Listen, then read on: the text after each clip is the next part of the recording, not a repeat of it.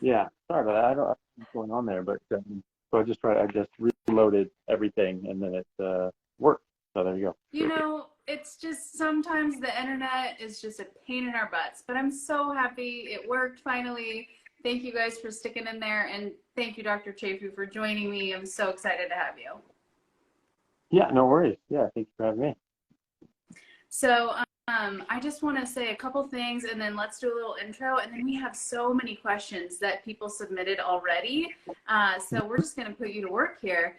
But I just have to tell you, I've been a carnivore for a year and it has changed my life completely. And I really have so much to thank you for because you were there at the very beginning, like providing clear explanations for why we do things and what it means and how to tailor. And I just am so appreciative and I will never forget the opportunity to tell you like this. So thank you. Well, you're very welcome, and thank you. I'm glad that they were helpful. Absolutely. So let's say there's maybe one person on here who's not familiar with you. If you wouldn't mind just kind of telling everyone who you are and what you're all about. So yeah, well, my name is Dr. Anthony Chaffee. I'm an American medical doctor in currently practicing in Australia. I'm a neurosurgical resident, and I've just studied nutrition and how that affects our health and disease for about 24 years now. And I've just come to the conclusion that biologically humans are carnivores, and that's the way we should be eating. And that's not a surprise to anyone who you know I didn't just come by this in the last couple of years. It's only been in the last couple of years that people have made the argument that for some reason humans or herbivores or something like that. When I grew up learning humans were apex predators, hunters, top of the food chain, and everything like that, and that's clearly the case. And as you see with any other animal in the world, if you eat outside of your biologically appropriate diet, you get very sick, and that's what we're seeing as well. Mm. Okay, that's wonderful. Now, if you guys have questions, please put them in the question box, like the little bottom right-hand corner. There's a bubble with a question mark. Otherwise, we're not going to see it in the comments. Though I did see one in the comments, and I feel like it's important, so I'm going to relay that one to you. This person had a gastric sleeve and is having trouble getting enough calories and protein because of that restriction. Any suggestions? Just have to eat more often. So, and drink water around your meals or during mealtime because you need all the available space for food. And so you're going to have to time things carefully with when you drink water. You still need water, obviously, but you need the food as well. So just eat till you're comfortably full. Fattier meat is going to have more calories and nutrients than leaner meat, and so you'll just need less pounds of meat to eat throughout the day if it's more fatty. And so, focus on fatty meat and don't drink water around meals and just eat multiple times a day. You can do. Yeah. Okay, Amanda said she also just wants to thank you for changing her life. She was pretty much bedridden and in constant pain and fatigue with fibromyalgia. She's been carnivore for 3 months, and while she's still healing, she has pretty much resolved all of her symptoms. Thank you for giving her her life back. Wow, that's Wow. amazing. Yeah, that's really great to hear. I'm Yeah, I'm very glad. assuming that never, What's that? I'm assuming that never gets old, hearing about that. No, that's always great to hear. Yeah. There was a lady who actually had a similar issue back in the 1800s and came across Dr. J. Salisbury's book. And she had been sick and bedridden for, I think, 9 years or something like that, 9 or 10 years. And she was just absolutely unable to function properly. And so anytime a new doctor would come into town, she would hire them. She had money, and would hire them to come and like try to fix her, do anything, and nothing ever worked. And she finally came across Salisbury's book, the relation between alimentation and disease, and she just started eating meat, just red meat. She couldn't even prepare it herself. She couldn't grind the meat herself. She couldn't cook it herself. So she had other people do it for her. After 9 months, she was able to get out of bed and go down to the market and get the meat and grind it herself. And after sort of a year or more, she was back to normal. And she actually wrote her own book talking about this and trying to help other people with it as well because it's the only thing that helps her and the only thing that helps other people too. So it's really important that people at least know about it so they can try. Yeah, that's so incredible. Pilar Fitness, yes, I will post this on Instagram and probably YouTube as well. And there are 6 comments right now that you guys have asked live. I have like dozens people have asked ahead of time, but let's prioritize the ones that are people here live. So if we don't get to all these others, that's okay. I mean, we don't. That's not ideal, but we got to do what we can do. Yeah. Okay, so carnivore and gout. This comes up a lot. People say that carnivore causes gout. What do you say to that? Well, I mean, you can even go back to the same guy, Dr. J. Salisbury, and who's curing people with gout in the 1800s with a pure red meat and water diet. So it's a matter of what you eat along with the meat. The meat itself isn't going to cause any sort of gouty attacks or anything like that.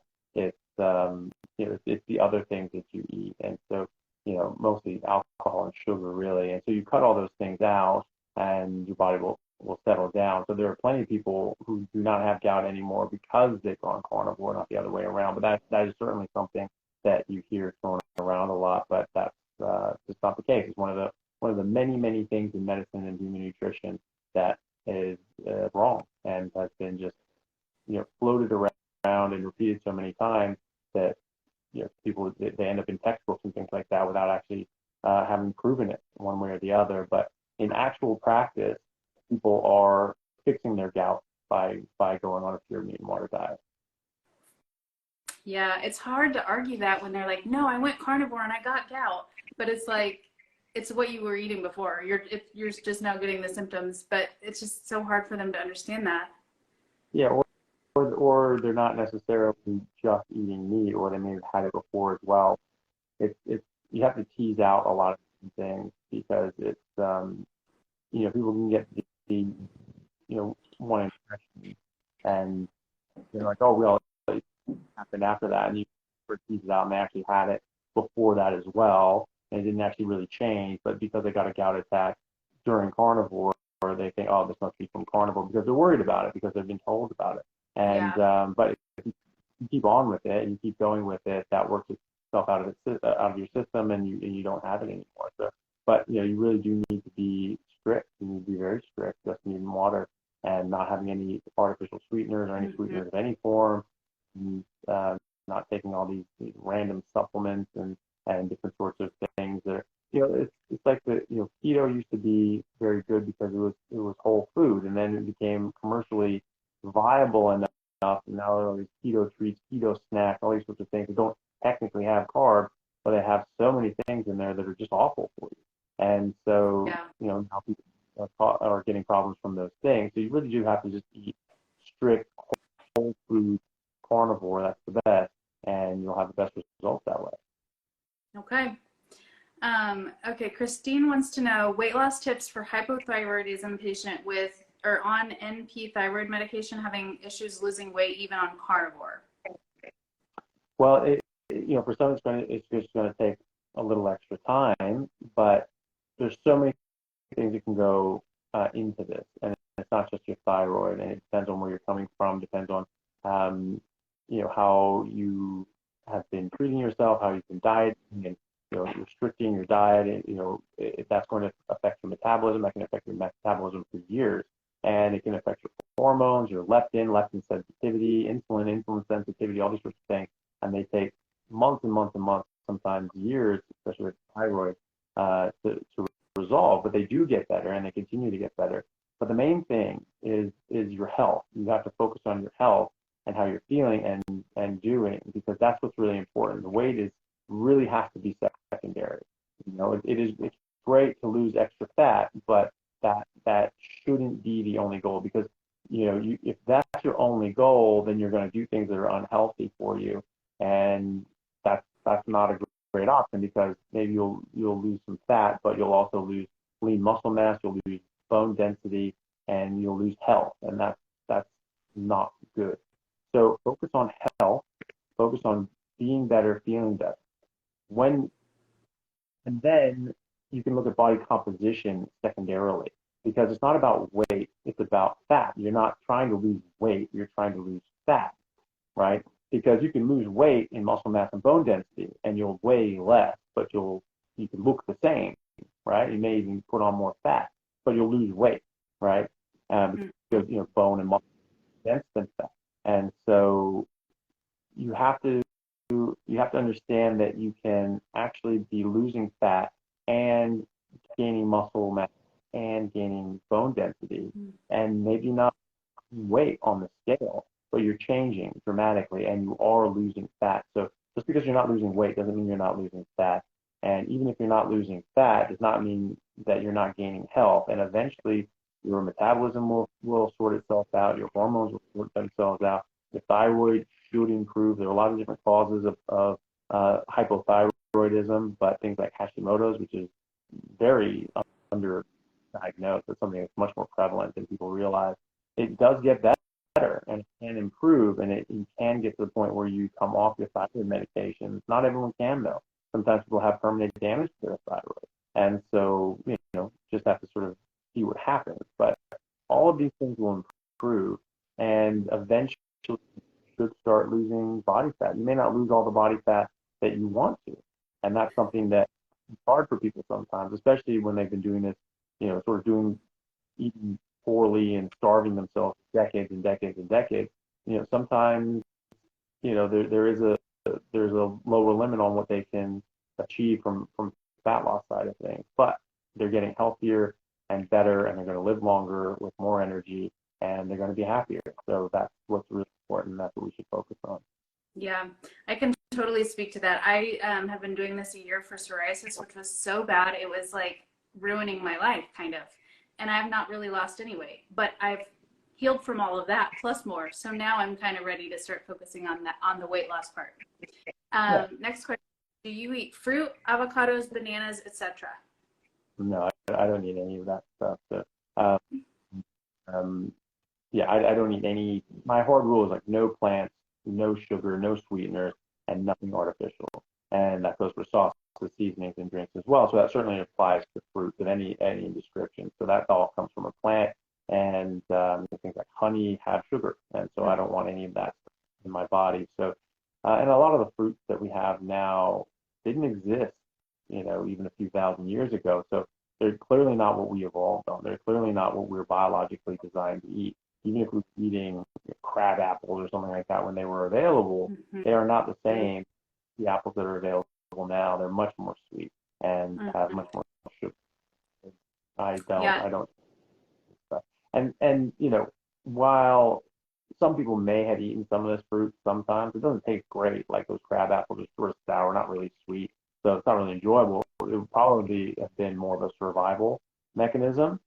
And during the ice ages, no fruit was available whatsoever. So I don't think it's necessary. I do think that it's suboptimal.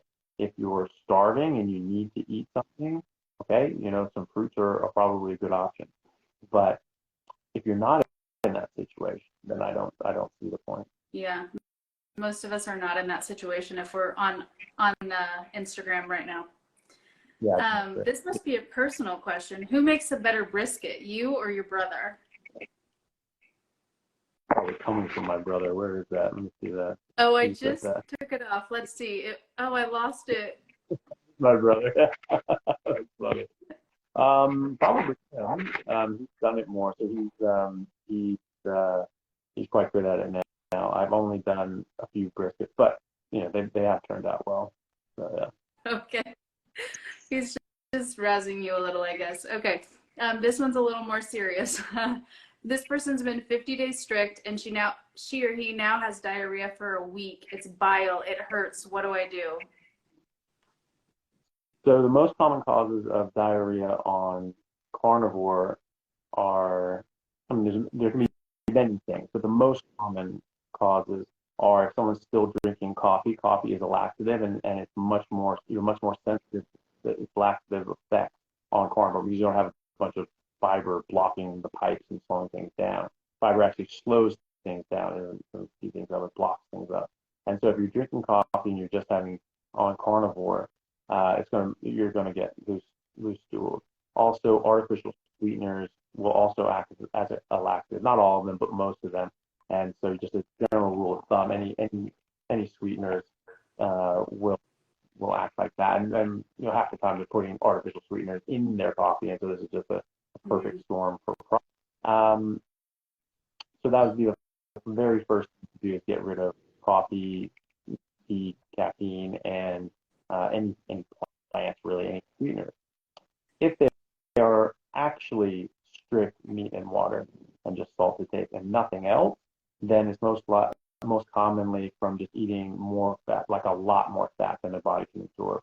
You can only absorb a certain amount of fat, and that's why people say, like, oh, well, you have to, you don't want to overeat that. You can eat too much fat. No, you can't actually. It's actually not possible because your body can only absorb a certain amount of fat. Your body can only really absorb fat when you have bile, and you'll run out of bile. You only make a certain amount of it, and so eventually you'll run out of that. Physically cannot absorb it. You can absorb a bit without bile, but it's a very small percentage, and so the majority of it goes out. And so I think that little bit extra is what keeps your stools soft. And then if you have a lot extra, then you'll get loose stools. And that is something that we see. And there's a saying for this, like quicker than fat through a goose, right? That's because if you gave a chunk of fat or suet to a goose, it would just excrete it quite quickly because it can't really absorb it very well. So those are the most common causes of loose stools on a carnivore diet. And of course, you can get an infection or if you're having spices or things like that, like chilies and things that can all irritate your bowel and cause loose stools. But it's most common in coffee or artificial sweeteners.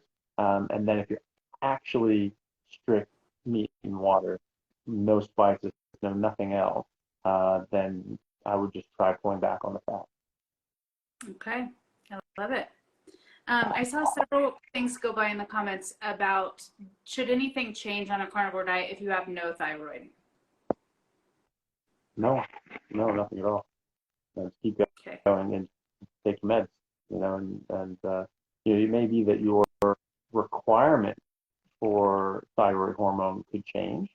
Would likely be, you likely would need less of it because you'd be more sensitive to it. So you need to make sure all of your hormonal markers for your thyroid, like your TSH and serum levels, but also like your reverse T3 to see how actually active it is in cells, are all in the proper parameters.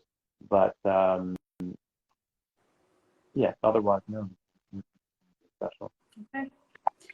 Here's an easy one. Any thoughts on seed oils? I'm assuming you just love them and use them all the time. So there'd be plants, right? So anything from a plant, I'm not gonna deal with. But plant oils are very unstable once they get out of the plant, and they can break down into pretty oxidative and harmful substances.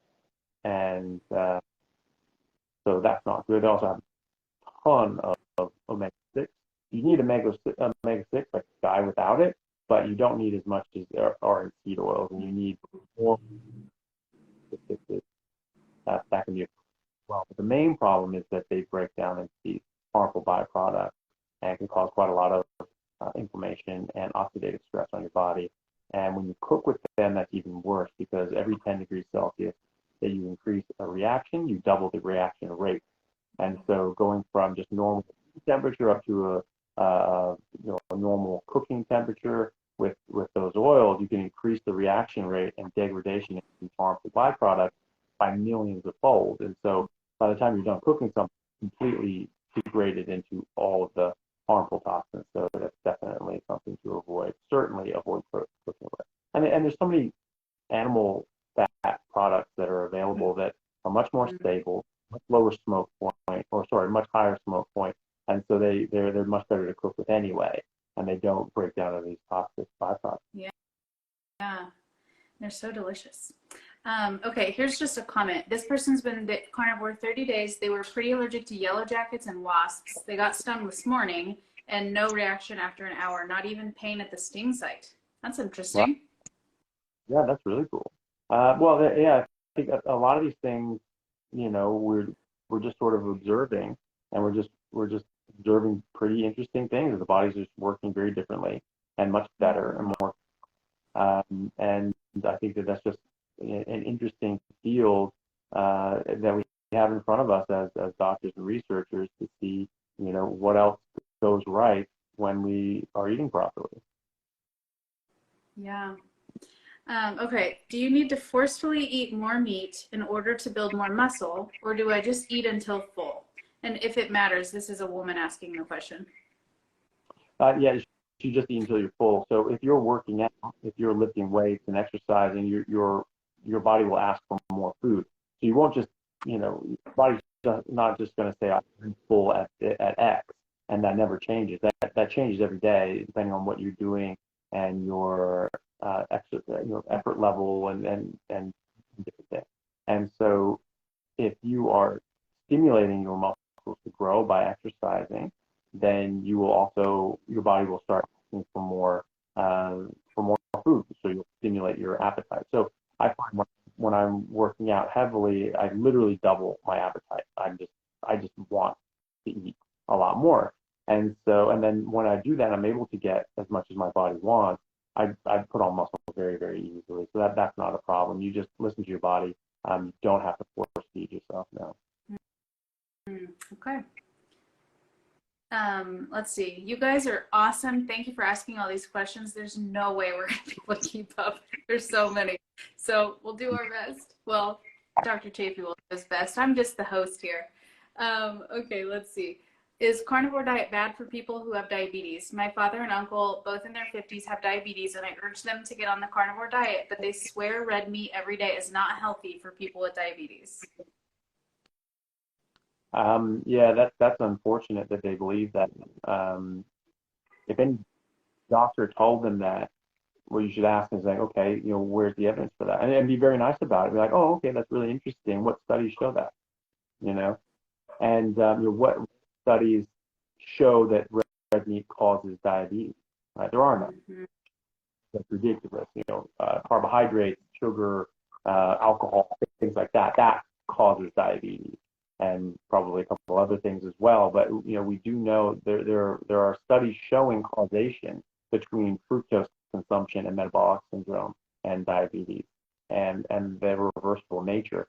And so we have studies, randomized controlled trials, showing causation and reversibility of type 2 diabetes with a ketogenic diet, which a carnivore diet is if you're not eating fruit and honey, which you shouldn't be on an actual carnivore diet. So, it's just not the case.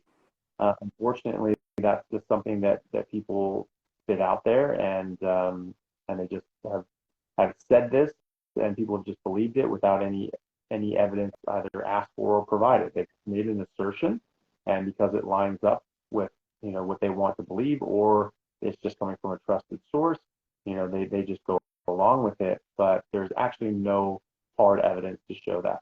And so anytime someone asks that or says that, like, oh, well, you need, red meat, is bad for diabetes. Like, oh, okay, that's interesting.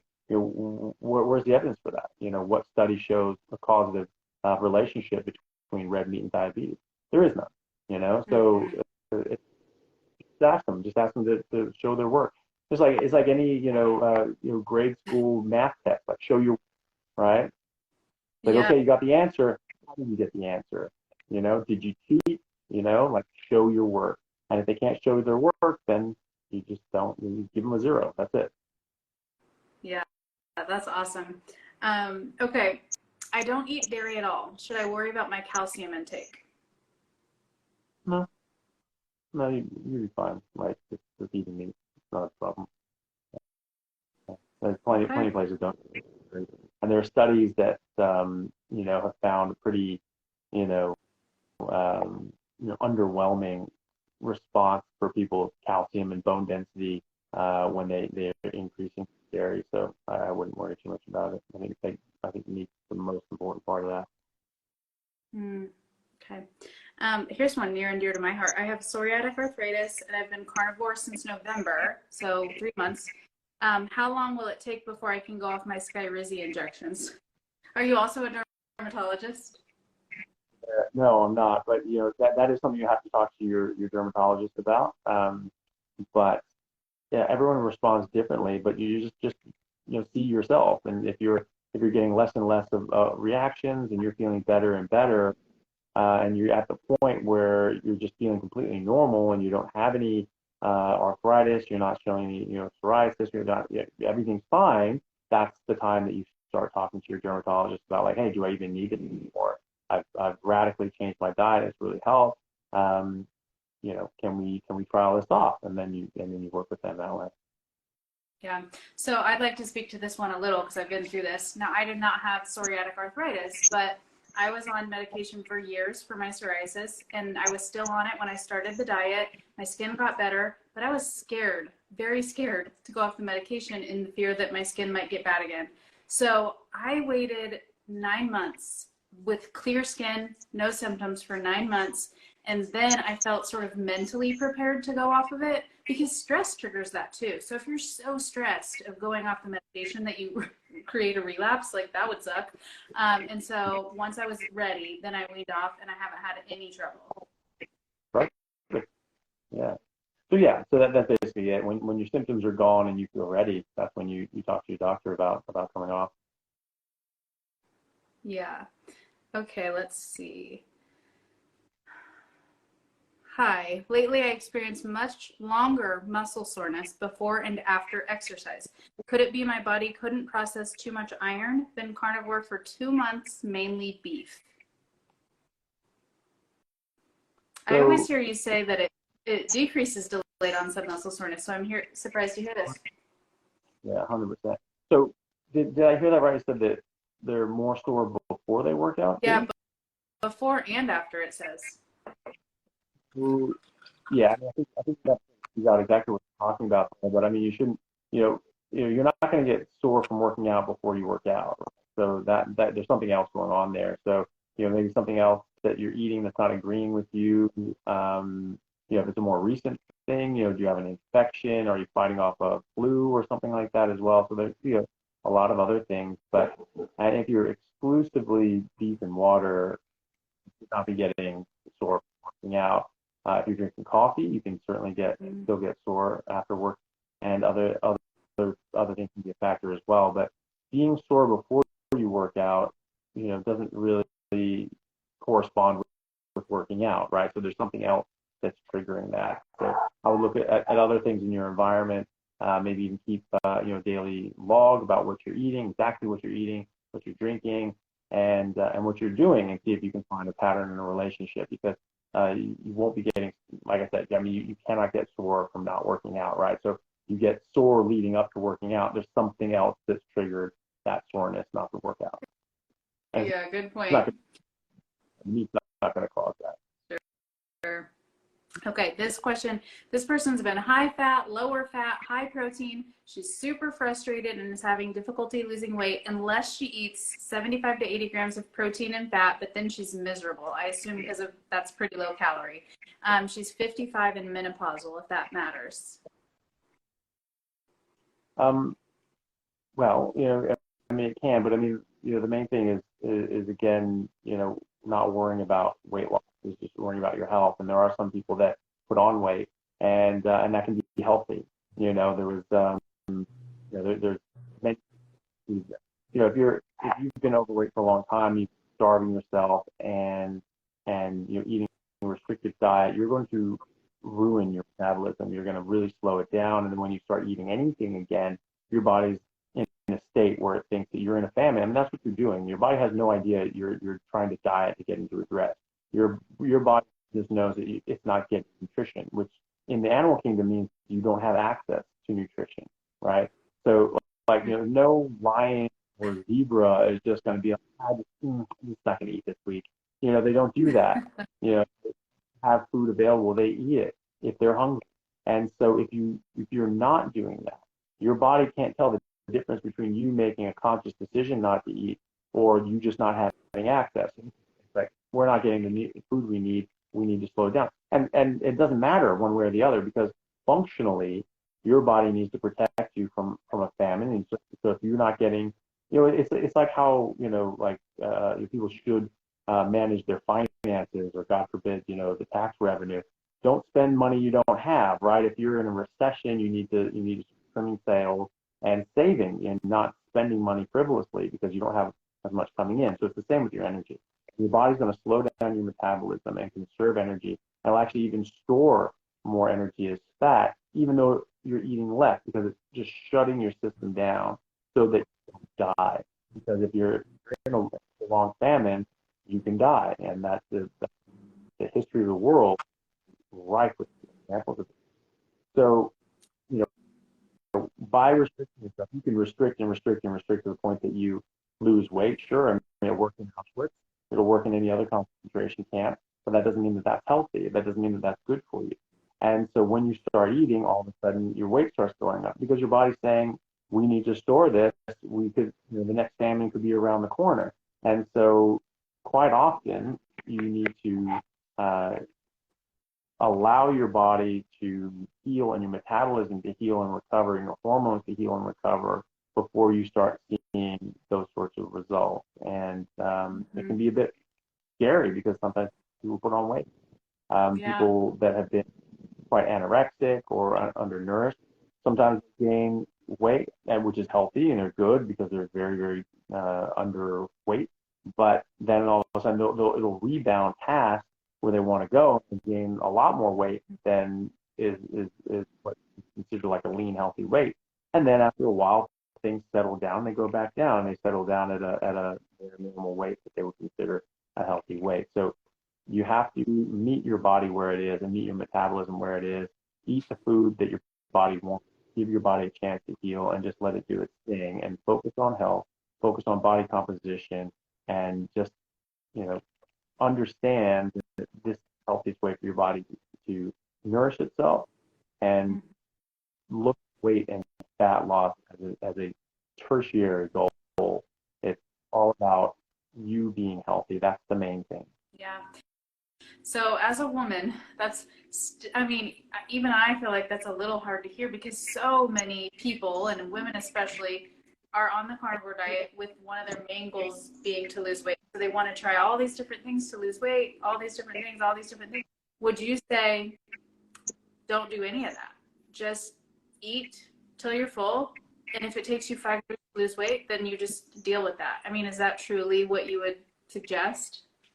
It depends on people's goals. It depends on people's motivations. But I think that's the healthiest way to do it. Yes, I think that that if your body is looking for a certain amount of food, there's a reason for that, and eventually your body will increase your metabolism, your metabolic rate, and will optimize your hormones and your, you know, leptin sensitivity, all these sorts of things. They all factor in your satiety signals, and eventually that will normalize. And we see this in lab studies.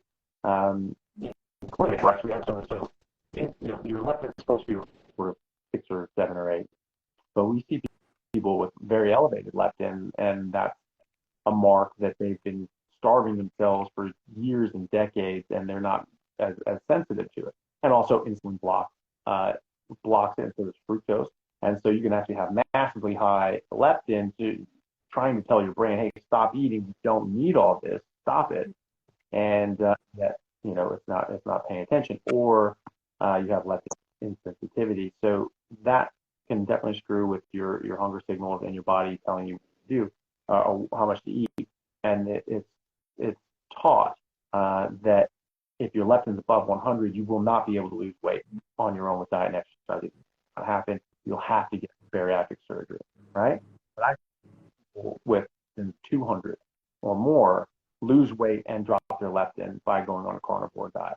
Not everyone does it right away, but you track them, and maybe their weight's staying the same, but their leptin's coming down, and then it gets to the point that it's down low enough, and their signals start working better, and they start losing body fat. So I think the healthiest way to do it is eating what we're biologically designed to eat to our satiety signals and listening to our body. No one is going to outsmart their biochemistry. It's just not going to happen. You have trillions of interactions going on biochemically in every cell, you know, every split second, and you have trillions of cells. So this is extraordinarily complex, and like you're just not going to outsmart it. And the smartest thing to do is to give it what it needs and just leave it alone.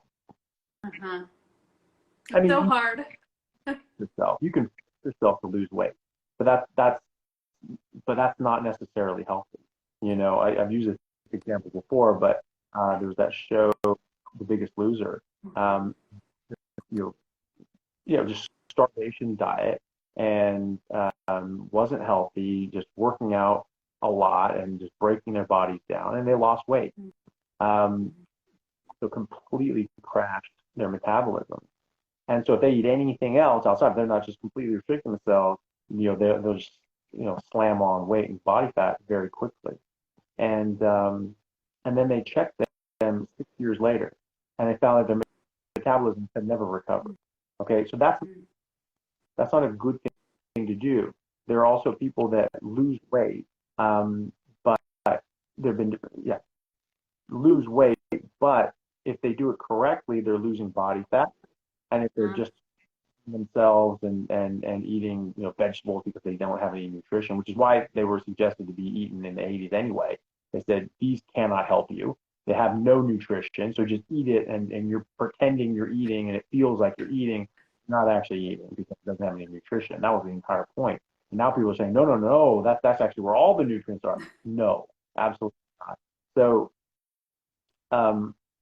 you can do that, but there are plenty of studies showing that you lose weight. You may lose even the same amount of weight, but you'll lose fat and muscle density and bone density. Whereas if you're actually eating properly, you'll lose weight, and that will all be fat, and you'll gain muscle and you'll gain bone density. And so in fact, you're losing more fat if you do it the right way, and you're gaining weight. And so you can manipulate your body and starve yourself and hurt yourself and lose weight that way. And if that's the only thing that matters to you, then that's your choice. But if you want to do this healthily, if health is your goal, and living a long time and being happy and healthy and feeling good is your goal, then I think you should do it the other way. You should just eat until you're full and let your body do its thing. The weight will come. The body will come. It just, it may not come as quickly for everyone. I lost, when I stopped eating greens, I wasn't even eating carbs. When I stopped eating greens, I lost 23 pounds in 10 days, and I increased the amount of meat that I was eating just a small piece of lean meat a day, and moved to eating just like 2-3 pounds of fatty ribeye, and just got rid of the vegetables, and I lost 23 pounds in 10 days. But then I didn't lose any weight after that. But my body composition was just dramatically changing. I was fat and stacking on muscle. I didn't lose an ounce. Every single morning I stepped on the scale, it was 243 pounds on the nose. There wasn't a single day it was 242 or 244. It was 243 every single day. And and so that just goes to show you that it's not about weight. It's about health and composition. And it's never, it's only about fat percentage and body composition if we're talking about that physical dynamic. But really, it's about health. Okay. Well, there are several questions in the comments sort of related to that, asking, is OMAD better, or should they be eating 2 to 3 times a day? Really just listening to your body. If most people towards like an OMAD sort of thing, but it's not because you're intentionally restricting yourself to eating once a day or in a certain eating window. It's just that when you eat high density nutrition, you don't need to eat as much or as often, and so a big fatty meal or a big meal of fatty steak and meat of some kind, and you're just going to be satiated and satisfied for much longer. So I tend to eat like once a day, and if I get enough, that's all I need. And if it's more lean, then I'll need to eat more than once a day because I'm not getting as much nutrients as my body needs, and I'll need to eat more as well. So I just would listen to your body. If you're not in tune, you have to relearn your hunger signals. It's very easy to undereat on a carnivore diet, and when you're eating carbohydrates, your hunger signals are just much louder. So you think you're starving all the time, so you overeat. And when you go on a carnivore diet, it's much more subtle, and so you have much more subtle hunger signals, and so you need to sort of relearn them and pay attention to them. So you can try eating more than once a day, but the way I would try to eat until you're full. And if you're eating until you're full at night, you probably won't be hungry until the next night unless you're working out a lot. So I just play with it. But eat when you're hungry and eat until you're full. That's the main thing. Okay, easy enough. Let's do this question that I've had pulled up for 9 years. Okay, what about training? Do you take any supplements like creatine, for example? And what about carbs for endurance athletes like cyclists? No, you don't need any of that. I don't take any supplements whatsoever. I don't even take vitamins because you don't need to. You should be able to get everything you need from your food. Tons of creatine in red meat. So you don't need to worry about that. No, that's a total myth. So the main guy who pushed you need carbs to burn carbs, especially for endurance athletes, was a Professor Tim Noakes, and he was pushing that for 30 years. And then he, had a realization and looked at this and went, oh, my God, I was wrong. I've been lying to people for 30 years. You do not need carbohydrates as an endurance athlete. They have actually had randomized controlled trials proving that. And in fact, it's more beneficial to not eat carbohydrates when you're an endurance athlete or any sort of athlete, because you only have about, when you eat carbohydrates, your insulin goes up, it blocks lipolysis, it blocks proteolysis, so it forces energy into cells, it doesn't come out of cells, okay? And it also disrupts metabolism in a lot of other ways as well. Okay. Yeah. Sorry, I didn't mean to cut you off. Oh, yeah. No. And so when you're eating carbohydrates and your insulin goes up, you can only run on the blood sugar and glycogen that you have available in your body. And this is why people carbo load, right? So they store more glycogen. But that runs out. You only have about 2 hours of high-end performance before that's gone, and maybe not even that. So when you don't eat carbohydrates, you have an unlimited amount, right? Because your body is constantly making blood sugar, glycogen, and ketones. And so you never run out, because now you're running on fat stores. Even very slender people will have weeks of energy available to them in their fat stores, but they only have about 2 hours of glycogen. And so the last thing you want to do as an endurance athlete is eat carbohydrates, because you'll have to keep eating carbohydrates. You have to keep taking more sugar, more sugar, more sugar, more sugar. Whereas if you just didn't eat any at all, you'd make everything you needed. Yeah. You don't have to do those goo pouches in your pockets all day. Yeah, exactly. Elle wants to know if it would be a problem if your partner and your brother eat brisket without you. I swear I'll have him off of here on time so you don't have to eat brisket without him. Yes, that's fine. Exactly. Okay, is carnivore ideal for someone who is just diagnosed with prostate cancer? I think that eating optimally is optimal for anybody at any time. This is what we are supposed to eat. Cancer and any sort of medical issues, they're still in the context of us being people and us being humans, and as such, this is our optimal way of eating. I think they're probably asking prostate in particular, just because it can be testosterone sensitive and things like that. Is going to raise your testosterone? Is that going to make prostate cancer worse? I can't answer that question for you. I can't say for sure, but there's a lot of evidence and studies showing that just not eating carbohydrates in general and doing any sort of ketogenic diet like carnivore, because carnivore is a subset of a ketogenic diet, can be quite helpful, because cancer cells have very dodgy mitochondria, and that's important for many reasons, but particular to this discussion is that they need 400 times the amount of glucose that normal cells have. And so if you go on a ketogenic diet or a carnivore diet, you will severely limit the amount of available glucose for those cancer cells to use. And so you can actually help starve these things out. It's also beneficial because your cells can run on ketones, cancer cells can't run on ketones.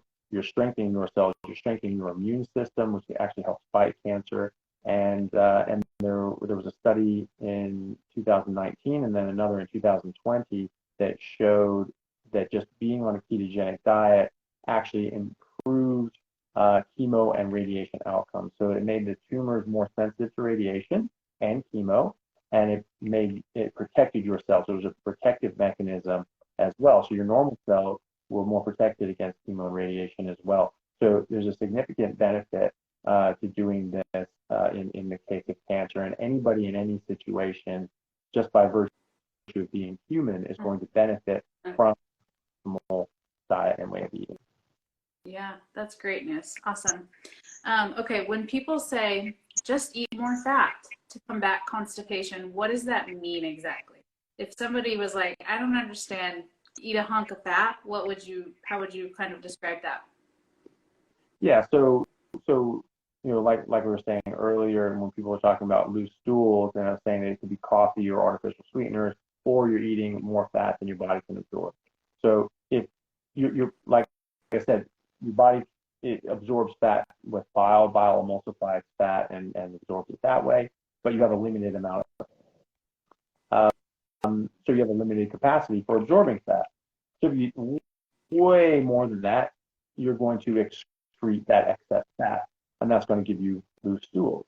But the converse is true. If you're eating much less fat or any amount less fat than your body has bile for, you'll absorb every ounce of fat that you're eating, and it will go out, and so your stools will be dry and hard and could be painful. That's what constipation is. Some people confuse constipation for infrequency of bowel movement because they're used to just going to the bathroom like sometimes multiple times a day, which I've always thought was just insane.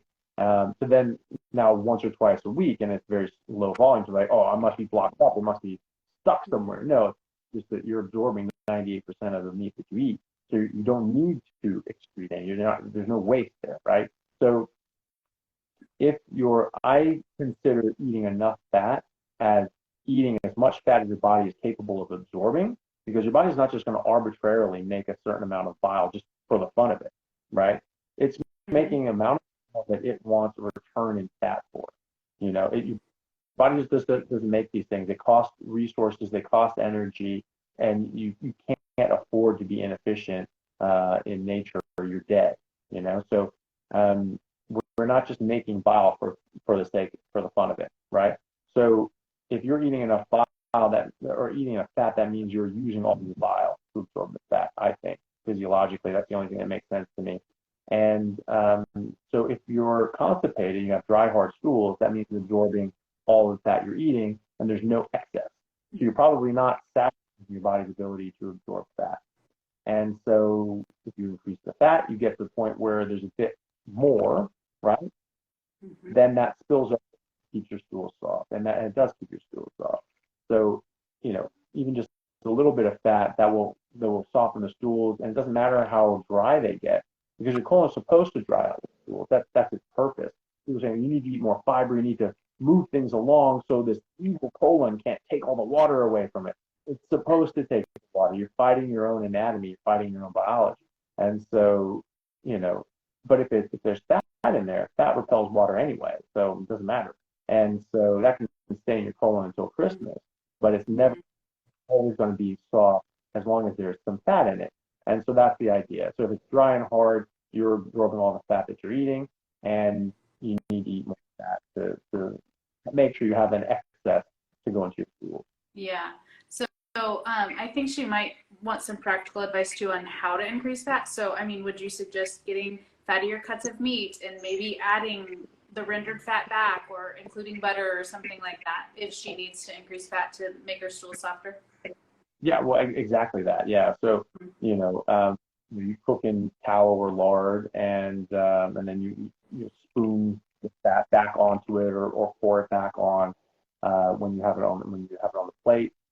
Melt butter into it. I often will melt butter into steaks that are too lean, or more lean than I want, and that works very well. And of course, getting fattier cuts. Most people gravitate towards lean cuts because that's what they just often used to doing, and butchers just have a tendency of just trimming every ounce of fat off these things, to just my annoyance. And so yeah, so sometimes you have to add in tallow or add in butter and just going for fattier cuts. This is why a lot of people doing carnivore like ribeye, because it has a very good proportion of fat. So it's about 70% calories from fat, and that seems to be something that works well for a lot of people. But chuck is great. It's much cheaper. About to have brisket that's very fatty and very cheap as well. So there are a lot of options.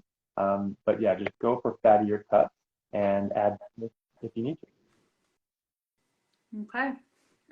Should Scott have shellfish and salmon roe since he's low on magnesium? If you're low on magnesium, you're probably drinking coffee or taking caffeine, because that strips the body of magnesium. You really shouldn't be low on magnesium on a carnivore diet. But if you are, then just yeah, you can eat all of those things if they agree with you, or you can take a supplement. I don't have a problem with people supplementing as long as they actually have a diagnosed deficiency. But most people won't. Most people will be fine as long as they're actually just eating meat. And if you're drinking coffee or you're taking caffeine or something like that, then yeah, you might have low magnesium artificially. But the vast majority of people, if they're just eating meat, won't need to take supplements. But yeah, we want to eat that sort of stuff and to help with your magnesium, that's fine. And yeah, and that's sort of the only circumstance that I would recommend people taking a supplement is if they actually have a deficiency, and then why they have a deficiency, like they're drinking coffee. Most people still do. Okay. Where do you shop for meat and butter? Mostly Costco. I've always liked Costco. I grew up in Kirkland, which is where like the first Costco is from. That's where that Kirkland signature is Costco's brand. So like that's where I grew up, and so we've been going to Costco since I was a kid. Sort of like my happy place. Anywhere in the world you just go to, you walk into a Costco, it's like exactly the same. You just feel like you're back in America, which is nice. But they also have very good deals, and they have very good quality meat. Either the grass-fed, grass-finished beef and things like that is just a bit more difficult to source where I'm at. It's like 3 times the price. I'm like, that's not really worth that to me. And I think that the meat there is quite good at quite good prices. Awesome. Okay, I'm going to choose one more question that so many people have, and then we'll wrap up because I want to value your time and you got to get to that brisket. So I know you've answered this 10,000 times, but let's do it again. Oh no, it went away. But basically it was, do I need to eat grass-fed or is grain-fed okay? I think grain-fed is fine. It's still meat, and the animal being on its natural diet is going to meet it healthier. It's going to store and conserve more nutrients as well.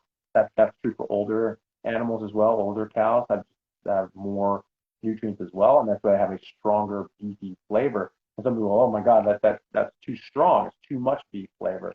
That's perfect for me. I want as much beef flavor as possible, but that you're tasting nutrients, you're tasting that nutrient density. And so grass-fed, grass-finished, especially older cows and sheep are going to be even better, but that's not really accessible for everyone. But grain-fed is far better than basically any alternative, right? Because it is meat. It has things almost exactly the same. And so while it may not be as good as the perfect ideal, moose caught in the middle of Alaska, still fantastic. So I think of it as the difference between the gold and silver medalist at the Olympics. So silver lost to gold, but silver also beat everybody else on it, right? So this is not a bad position to be in, right? And so and that's how I think of as grain finished, because 80% of cow's life is on grass, and it's just like a month or on grain, but not always either. You could be less than that, but that is still going to be better than literally any other option on earth. So I predominantly eat grain finished beef. I do think that grass finished is better, but grain finished is better than any other alternative. So I'm fine. Awesome. Well, we are coming right on to the hour, so I just want to say thank you again so much for joining me. This was one of the greatest pleasures of my carnivore life, and I'd love for you to just tell everyone where they can find you and what you've got going on. Yeah, well, thank you very much. Yeah, so my Instagram and YouTube are just Anthony Chaffee, MD, and my podcast is called The Plant Free MD, and so I have basically everything you guys can find there, and I have a link tree on all of that, and you can find other stuff. But those are the main ones. I'm currently working on a book that I've been trying to finish, and going over all of this sort of stuff and the sort of the lies we've been told about nutrition and human health, and talking about the toxic nature of plants. People just don't respect plants as well as they should.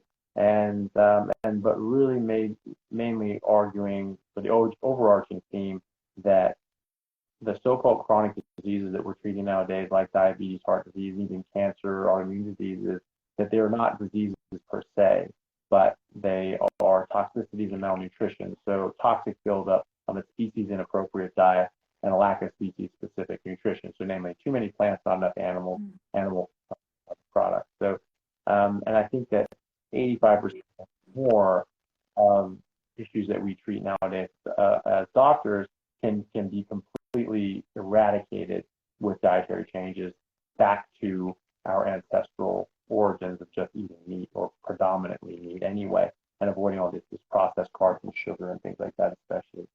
And so that's what my main project is right now. Right now I'm traveling around the U.S. and doing a bunch of different things with people, bigger interviews in person, being in just on the Reverse TV series. We just wrapped that up in January, and then I'm going to be in 2 other documentaries that are being filmed now as well. So Food Lives with Brian Sanders just did a quick little bit on that while I was here, and then there's another project that's going to get up and running as well that I'll be a part of as well. So it's sort of exciting times for that. So hopefully the carnivore space will just continue to grow and get more mainstream in the coming years. Yes, so awesome. I can't wait for all of those things. And I especially appreciate you being with me when you've got all of that going on. So anyway, go enjoy your family and your brisket, and we'll see you around. Okay. Well, thank you very much for having me. It was a pleasure, and hope everyone liked it. Bye.